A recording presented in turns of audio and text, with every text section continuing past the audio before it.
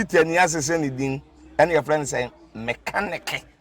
Sana prophet kumichacha, my sister me YouTube no, baby I should be a change here floor, and I'm about too much GH. Shit, na prophet kumichacha me so me share.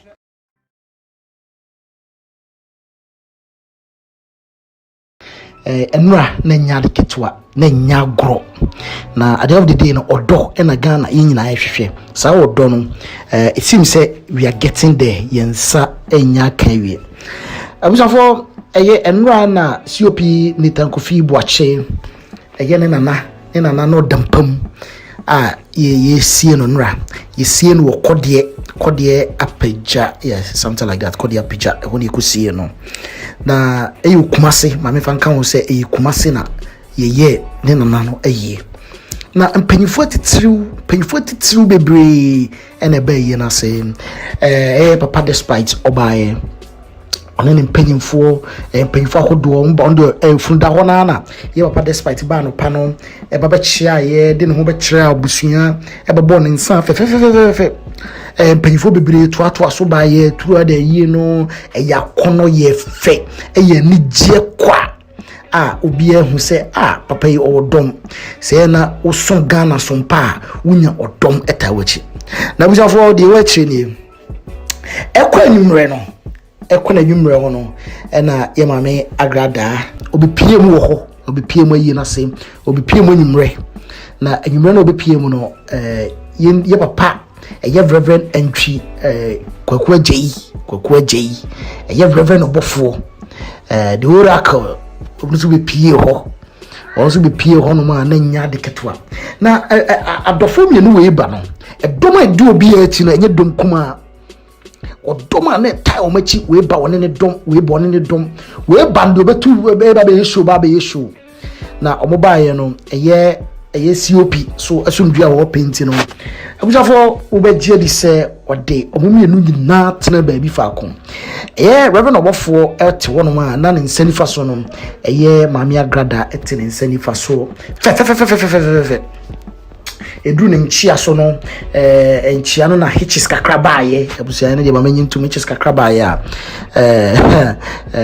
na menteme wase kakra bi ba ho kakra bi but odo prevail ema asumdue baaye mu make peace at long last omo tena say what you say na we say kakra ho fe na fe yi GHP de ni de akire ye kra de enim say adofo emu nyina eba na ebishia mame Agradaa kra na ntwetwe nkomo kakra na o cheke GHP TV abusia da ho no ma bia ne nkomo twetwe a o cancer fa na businesses ne ma wa bie ni nyina da ho no ma abusia mo gowe bi na omko hia ho no Apia Stadium we any Apia Stadium controversial man na o hobby Enoch na o hobby 1 gig ono so hobby Reverend Obofour adofo mpanyimfo atitiriw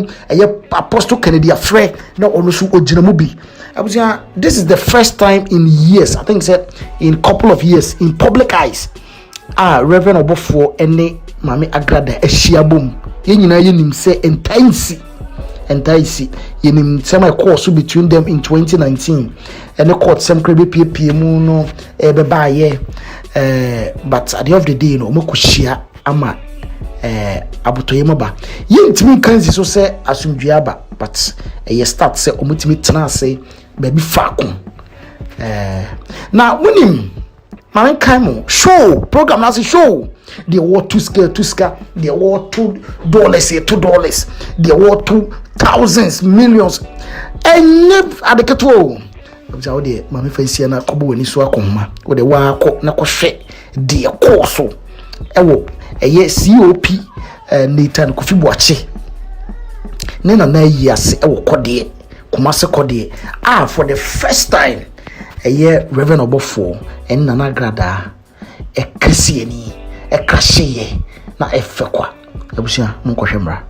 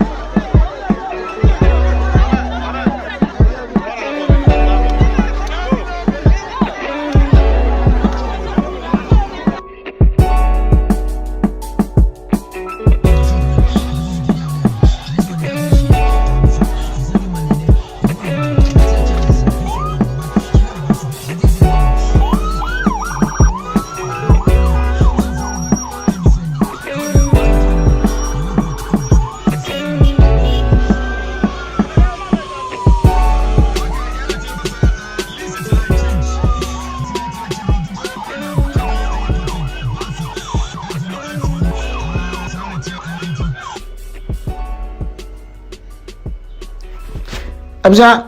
enye fe odo ni hia odo ni fe you know the akoto by him say she bebre ni ma bebre we ni ma likely say edi kan see you know ye beta hu say omumi no so ehyiehia ni nyina ye de ni bedi akiri a ye de bebremu eti mame fa sia no na de beba akiri bia no na ye de no so abremu